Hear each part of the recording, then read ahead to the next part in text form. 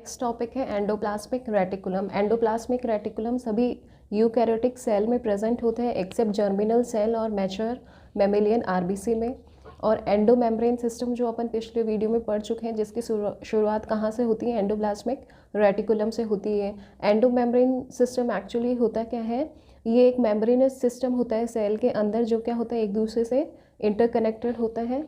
जो nuclear envelope होती है उससे एंडोप्लाज्मिक रेटिकुलम बल्ज आउट होता है, और एंडोप्लाज्मिक रेटिकुलम फिर किस में कंटिन्यू होता है, गोल्जी बॉडी में कंटिन्यू होता है। फिर वो गोल्जी बॉडी वैक्यूल्स के थ्रू किस में कंटिन्यू होती है, लाइसोसोम में, और फिर कुछ वैक्यूल क्या करती है, प्लाज्मा मेम्ब्रेन से अटैच होती है। तो ये जो पूरा एक मेम्ब्रेनस सिस्टम है सेल के अंदर, उसी को क्या बोला है, एंडो मेम्ब्रेन सिस्टम बोला है। मतलब मेम्ब्रेन के अंदर ही क्या होता है, एक एंडो मतलब अंदर, जो सेल होता है उसके अंदर ही क्या होता है, एक मेम्ब्रेन सिस्टम होता है। और उसमें क्या क्या होते हैं, एंडोप्लाज्मिक रेटिकुलम होता है, गोल्जी बॉडी होती है, लाइसोसोम होते हैं और वैक्यूल होते हैं। और ये क्या करते हैं, कंटिन्यूस चैनल का फॉर्मेशन करते हैं, और ये प्लाज्मा मेम्ब्रेन और न्यूक्लियर एनवेलप को क्या करते हैं, कनेक्ट करते हैं। और इनका फंक्शन क्या होता है, ये कुछ भी मटेरियल होता है उसको पहले पैक करते हैं, फिर पैक करते हैं, फिर क्या करते हैं, उसका ट्रांसपोर्ट करते हैं।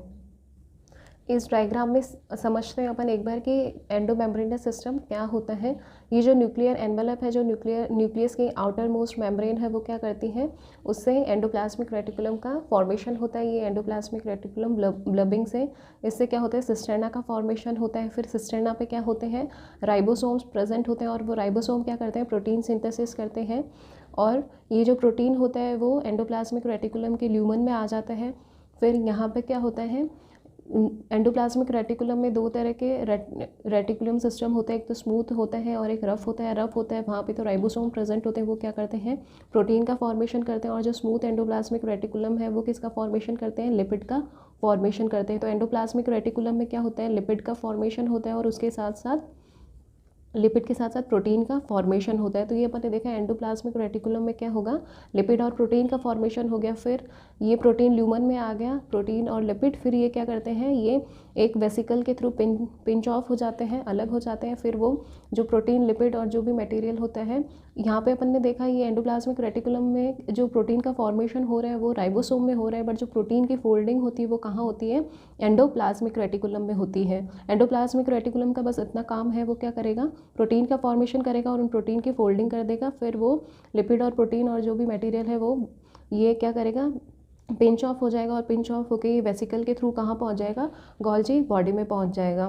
फिर ये जो गोल्जी बॉडी में, ये अपन ने इसका स्ट्रक्चर अच्छे से एक्सप्लेन किया हुआ है अच्छे से। तो इसमें क्या है, ये गोल्जी बॉडी में जब आता है तो गोल्जी बॉडी का क्या काम होता है, ये क्या करता है, मॉडिफाई करता है। जो भी प्रोटीन आए, लिपिड आए, तो ये उनका क्या करेगा, उनसे ग्लाइकोलिपिड और ग्लाइकोप्रोटीन का फॉर्मेशन करेगा। तो ये इंपॉर्टेंट है, गोल्जी बॉडी में क्या होता है, ग्लाइकोलिपिड और ग्लाइकोप्रोटीन का फॉर्मेशन होता है। तो गोल्जी बॉडी में अपन ने क्या देखा, जो लिपिड और प्रोटीन आए उनमें मॉडिफिकेशन हुआ और उनसे ग्लाइकोलिपिड और ग्लाइकोप्रोटीन का फॉर्मेशन हो गया। और ये गोल्जी बॉडी क्या करता है, मॉडिफिकेशन के साथ साथ सोर्टिंग का भी काम करता है। इसके पास जो भी मटेरियल आया, जितने भी मान लीजिए लिपिड आए, प्रोटीन आए, तो ये आगे उसको डिस्ट्रीब्यूट करने का काम करता है। ये आगे उसको बांट देता है कि ये जो प्रोटीन है ये न्यूक्लियस को सप्लाई करने, ये प्रोटीन है ये माइटोकॉन्ड्रिया को सप्लाई करने हैं, ये कुछ प्रोटीन है जो क्या है, किसी दूसरे ऑर्गेनल को सप्लाई करने हैं। तो वो ये क्या करता है, गोल्जी बॉडी उनको मॉडिफाई करने के बाद उनको बांट देता है कि किसको कितना कितना या क्या क्या भेजना है। और ये इंट्रासेलुलर तो करता है, उसके साथ साथ ये सेल के बाहर भी कौन से प्रोटीन को सीक्रेट करवाना है, कौन से प्रोटीन को भेजना है, वो भी कौन करता है, ये गोल्जी बॉडी करता है। तो मॉडिफिकेशन हो गया, सॉर्टिंग हो गया। फिर ये गोल्जी बॉडी से बाहर वेसिकल के थ्रू निकलेंगे, और ये वेसिकल के थ्रू क्या होंगे, कुछ तो जो वेसिकल होंगे वो लाइसोसोम में ट्रांसफॉर्म हो जाएगी, और कुछ जो वेसिकल होगी वो वैक्यूल का फॉर्मेशन करके क्या करेगी, प्लाज्मा मेम्ब्रेन से बाहर सप्लाई करेगी, या प्लाज्मा मेम्ब्रेन के बाद एक्सपोर्ट या फिर सीक्रेट करेगी। तो ये अपन ने क्या देखा है, एक चैनल का फॉर्मेशन हो रहा है, न्यूक्लियर मेम्ब्रेन से लेके जो प्लाज्मा मेम्ब्रेन है वहाँ तक एक कंटिन्यूस चैनल, ट्रांसपोर्ट चैनल का फॉर्मेशन हो रहा है, ट्रांसपोर्ट सिस्टम का फॉर्मेशन हो रहा है। और ये ट्रांसपोर्ट सिस्टम का काम क्या होता है, ये जो भी मटेरियल होता है उसको क्या करता है, सॉर्ट आउट करता है, पैक करता है, फिर क्या करता है, ट्रांसपोर्ट करता है। एंडोप्लाज्मिक रेटिकुलम का स्ट्रक्चर देखते हैं। इसमें जो न्यूक्लियस होती है उसके बाहर वाली जो मेम्ब्रेन होती है, आउटर मोस्ट न्यूक्लियर मेम्ब्रेन, वहाँ पे क्या होती है, ब्लबिंग होती है। ब्लबिंग बोले तो पोट्रूशन होता है और उससे क्या होता है सिस्टर्ने का फॉर्मेशन होता है। ये जो दिख रहा है वो क्या है, सिस्टर्ने है। और ये क्या होते हैं यहाँ पे, इन सिस्टर्ने पे जो दिख रहे हैं क्या होता है, राइबोसोम अटैच होते हैं और ये क्या होता है अनब्रांच्ड होता है और इसका जो ल्यूमन होता है वो क्या होता है, नैरो होता है, जैसे कि इसमें दिख रहा है। फिर यहाँ पे क्या होती है, स्पेरिकल वेसिकल्स प्रेजेंट होती है यहाँ पे, ये क्या होती है स्पेरिकल, ऐसे दोनों तरफ क्या होती है वेसिकल्स प्रेजेंट होती है और वेसिकल्स पे भी क्या होता है राइबोसोम अटैच होते हैं। फिर ये क्या होते हैं, ट्यूब्यूल्स प्रेजेंट होती हैं। ये जो ट्यूब्यूल्स होती हैं वो क्या होती है, ब्रांच होती हैं और इनका जो ल्यूमन जो दिख रहा है ये क्या है, इनमें वाइड ल्यूमन होता है और यहाँ पे क्या होता है, जो राइबोसोम होते हैं वो क्या होते हैं, अटैच नहीं होते। तो ये क्या होते हैं, स्मूथ एंडोप्लाज्मिक रेटिकुलम। और सिस्टर्ने पे क्या होते हैं, राइबोसोम अटैच होते हैं, तो वो क्या होते हैं, रफ एंडोप्लाज्मिक रेटिकुलम। और ये जो ट्यूब्यूल्स होते हैं वो क्या होते हैं, जो प्लाज्मा मेम्ब्रेन होती है उसके क्लोजर होते हैं और ये जो सिस्टर्ने होते हैं वो न्यूक्लियर मेम्ब्रेन के क्लोजर होते हैं। अभी स्ट्रक्चर में अपन ने क्या देखे, सिस्टर्ने होती है जो न्यूक्लियर मेम्ब्रेन के ब्लबिंग से फॉर्म होती है, उस पर राइबोसोम अटैच होते हैं इसलिए उसको रफ एंडोप्लाज्मिक रेटिकुलम बोलते हैं। वो अनब्रांच होती है, उनका नैरो ल्यूमन होता है और ये जो सिस्टर्ने होते हैं वो प्रोटीन सिंथेसिस में हेल्प करते हैं। फिर वेसिकल्स होती है, वो सिस्टर्ने और ट्यूब्यूल्स होती है उनके साइड में प्रेजेंट होती है ऐसे स्पेरिकल शेप के और इन पे भी क्या होते हैं, राइबोसोम अटैच होते हैं। और ट्यूब्यूल्स की बात करें तो ये अपन ने देखा ब्रांच होती है, इनका ल्यूमन वाइड होता है और यहाँ पे राइबोसोम अटैच नहीं होते, इसलिए ये क्या होते हैं, स्मूथ एंडोप्लाज्मिक रेटिकुलम होते हैं और ये प्लाज्मा मेम्ब्रेन के क्लोजर होते हैं। और ये इसके स्मूथ एंडोप्लाज्मिक रेटिकुलम है, उसके दो बेस्ट एग्जांपल हैं। एक तो क्या है, माइलॉइड बॉडीज़। ये माइलॉइड बॉडीज़ है वो कहाँ प्रेजेंट होती है, जो रेटिनल सेल्स होते हैं, जो रेटिना की एपिथेलियम होती है उसमें प्रेजेंट होते हैं। तो आपको कोई पूछे माइलॉइड बॉडीज़ क्या है, तो माइलॉइड बॉडीज़ क्या है, ये स्मूथ एंडोप्लाज्मिक रेटिकुलम का ही मॉडिफिकेशन है जो कहाँ प्रेजेंट होता है, रेटिनल एपिथेलियम में प्रेजेंट होता है। फिर इसमें क्या होता है, ये स्मूथ, अपन ने देखा रफ एंडोप्लाज्मिक रेटिकुलम क्या करता है, प्रोटीन सिंथेसिस करता है और स्मूथ एंडोप्लाज्मिक रेटिकुलम है वो क्या करता है, लिपिड का सिंथेसिस करता है और उसमें भी मेन स्टेरॉइड का सिंथेसिस करता है। नेक्स्ट रफ एंडोप्लाज्मिक रेटिकुलम और स्मूथ एंडोप्लाज्मिक रेटिकुलम में डिफरेंस देखते हैं। जो रफ एंडोप्लाज्मिक रेटिकुलम होता है वो ग्रैनुलर होते हैं क्योंकि यहाँ पे जो राइबोसोम होते हैं वो अटैच होते हैं और जो स्मूथ एंडोप्लाज्मिक रेटिकुलम होता है वो एग्रेनुलर होते हैं, यहाँ पे राइबोसोम एब्सेंट होते हैं और मेनली ये क्या होते हैं, सिस्टर्ने होते हैं और ये मेनली क्या होते हैं, ट्यूबुलर होते हैं, अभी अपन ने देखा था। और ये न्यूक्लियर मेम्ब्रेन के पास में होते हैं, प्लाज्मा मेम्ब्रेन के पास में होते हैं और यहाँ पे अपन ने देखा था राइबोसोम अटैच होता है, वो कौन सा होता है, एटीएस राइबोसोम होता है। और जो एटीएस राइबोसोम एंडोप्लाज्मिक रेटिकुलम से किसकी हेल्प से अटैच होता है, एक राइबोफोरिन प्रोटीन होता है उसकी हेल्प से अटैच होता है। और यहाँ पे अपन देखें तो ना तो राइबोसोम होता है ना राइबोफोरिन प्रोटीन होता है। फिर ये किस में हेल्प करता है, प्रोटीन सिंथेसिस में हेल्प करता है। और ये जो प्रोटीन सिंथेसिस जो सेल करते हैं उनमें प्रेजेंट होते हैं, जैसे लीवर सेल। और ये उसके साथ साथ क्या करते हैं, जो न्यूक्लियर मटेरियल होता है उसको भी ट्रांसपोर्ट करता है। ये क्या होता है, न्यूक्लियर मेम्ब्रेन से जुड़ा हुआ रहता है, तो जो भी न्यूक्लियस से कुछ भी इंफॉर्मेशन रहती है वो क्या करता है, उसको दूसरे सेल ऑर्गेनल्स तक ट्रांसफ़र करता है। और ये अपन ने देखा जो प्रोटीन सिंथेसिस करती है जो सेल उनमें प्रेजेंट होता है, जैसे लीवर सेल्स हुई। और ये जो इंसुलिन का सिक्रेशन करती है, जैसे beta cell of islet of Langerhans उनमें, फाइब्रोब्लास्ट सेल में, नीसल ग्रेन्यूल्स में, जो कहाँ प्रेजेंट होती है, नर्व्स में प्रेजेंट होती हैं। और इधर स्मूथ एंडोप्लाज्मिक रेटिकुलम की बात करें तो ये कहाँ प्रेजेंट होते हैं, ये स्टेरॉइड सिंथेसिस करते हैं, लिपिड का सिंथेसिस करते हैं। और जो ग्लाइकोजन स्टोरिंग सेल्स होते हैं लीवर के वहाँ प्रेजेंट होते हैं, एडिपोज सेल में होते हैं, मसल सेल्स में होते हैं। और माइलॉइड बॉडीज अभी अपन ने देखा था ये क्या होती है, ये मॉडिफाइड रेटिनल एपिथेलियम होता है। और जो रेटिनल आइस में जो रेटिना होता है उस रेटिनल सेल्स में क्या प्रेजेंट होती है, ये माइलॉइड बॉडीज़ प्रेजेंट होती है। और माइलॉइड बॉडीज़ क्या होती है, स्मूथ एंडोप्लाज्मिक रेटिकुलम का ही मॉडिफिकेशन होती है।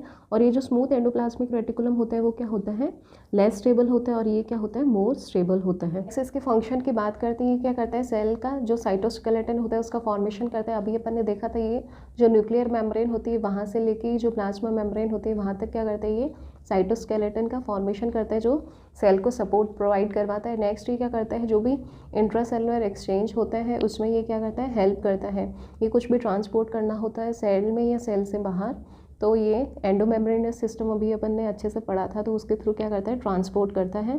और उसके साथ साथ ये जो कोई भी न्यूक्लियर इन्फॉर्मेशन होती है उसको भी न्यूक्लियस से दूसरे ऑर्गेनल्स तक ट्रांसफ़र करता है। और ये अपन ने देखा था इसमें क्या होता है, जो लिपिड और प्रोटीन अपन ने कहाँ देखे थे, जो रफ एंडोप्लाज्मिक रेटिकुलम होते हैं वहाँ पे राइबोसोम प्रेजेंट होते हैं और वो क्या करते हैं, प्रोटीन का सिंथेसिस करते हैं। और जो स्मूथ एंडोप्लाज्मिक रेटिकुलम है वो क्या करते हैं, लिपिड का सिंथेसिस करते हैं। लिपिड में भी कोलेस्ट्रॉल का सिंथेसिस करते हैं। और कोलेस्ट्रॉल फिर क्या करते हैं, स्टेरॉइड का सिंथेसिस करते हैं। तो जो भी लिपिड और प्रोटीन का सिंथेसिस कहाँ होता है, एंडोप्लाज्मिक रेटिकुलम में होता है, और फिर वो कहाँ ट्रांसपोर्ट कर दिए जाते हैं, गोल्जी बॉडी में ट्रांसपोर्ट कर दिए जाते हैं। फिर इसका थर्ड फंक्शन होता है, ये सेलुलर मेटाबॉलिज्म में हेल्प करता है। क्रिस्टे का स्ट्रक्चर अपन ने देखा है ऐसे फोल्डेड होता है, तो उसकी वजह से क्या होता है, ये सरफेस एरिया इंक्रीज करता है मेटाबॉलिक एक्टिविटीज़ के लिए। और सेल डिवीजन के टाइम ये सेल प्लेट का फॉर्मेशन करता है, उसके साथ साथ ये माइक्रोबॉडी से पेरोक्सिसोम का भी फॉर्मेशन करता है और कुछ एटीपी का भी सिंथेसिस करता है। रफ एंडोप्लाज्मिक रेटिकुलम का फंक्शन देखते हैं। ये रफ एंडोप्लाज्मिक रेटिकुलम कहाँ होता है, जो प्रोटीन सिंथेसिस करते हैं सेल वहाँ पे प्रेजेंट होता है। और ये क्या करता है, गोल्जी बॉडी में जो भी कुछ सीक्रेटरी मटेरियल भेजना है तो वो उसका फॉर्मेशन कहाँ होता है, एंडोप्लाज्मिक रेटिकुलम में होता है। एंडोप्लाज्मिक रेटिकुलम से कहाँ जाता है, वो गोल्जी बॉडी में जाता है। और सेल डिवीजन के टाइम जो न्यूक्लियर मेम्ब्रेन का फॉर्मेशन होता है वो भी कौन करता है, एंडोप्लाज्मिक रेटिकुलम करता है। और जो न्यूरॉन्स में जो नीसल बॉडीज है अपन ने पढ़ा हुआ है, वो क्या होती है, मॉडिफाइड रफ एंडोप्लाज्मिक रेटिकुलम होती है। और अपन ने देखा था प्रोटीन सिंथेसिस कहाँ होता है, रफ एंडोप्लाज्मिक रेटिकुलम में राइबोसोम पे होता है। फिर वो राइबोसोम से जो एंडोप्लाज्मिक रेटिकुलम होता है, यहाँ पे क्या होता है, राइबोसोम होता है, यहाँ पे प्रोटीन का सिंथेसिस होता है। फिर यहाँ प्रोटीन सिंथेसिस होकर क्या होता है, इसके ल्यूमन में आ जाता है। फिर ल्यूमन में क्या होता है, उस प्रोटीन की फोल्डिंग होती है। फिर वो प्रोटीन फोल्ड होकर कहाँ भेज दिया जाता है, गोल्जी बॉडी में भेज दिया जाता है। यहाँ पे इसकी क्या होती है, मॉडिफिकेशन होती है और क्या होती है, सॉर्टिंग होती है। नेक्स्ट स्मूथ एंडोप्लाज्मिक रेटिकुलम के फंक्शन देखते हैं। अपन ने देखा था स्मूथ एंडोप्लाज्मिक रेटिकुलम होता है, उसका जो मेन फंक्शन होता है वो क्या होता है, लिपिड सिंथेसिस होता है। और लिपिड में भी मेनली क्या होता है, कोलेस्ट्रॉल होता है, जिससे अपन को पता है क्या होता है, स्टेरॉइड ऑब्टेन होता है। तो जो मेन जो स्टेरॉइडल हार्मोन है, जो एंडोक्राइन सिस्टम या जो एंडोक्राइन सेल सीक्रेट करती है, तो उन एंडोक्राइन सेल्स में जो स्टेरॉइड हार्मोन सीक्रेट करती है उनमें स्मूथ एंडोप्लाज्मिक रेटिकुलम का नंबर ज़्यादा होता है। और मसल सेल्स जो कि कैल्शियम को स्टोर और रिलीज़ करती है, उनमें भी स्मूथ एंडोप्लाज्मिक रेटिकुलम का नंबर ज़्यादा होता है।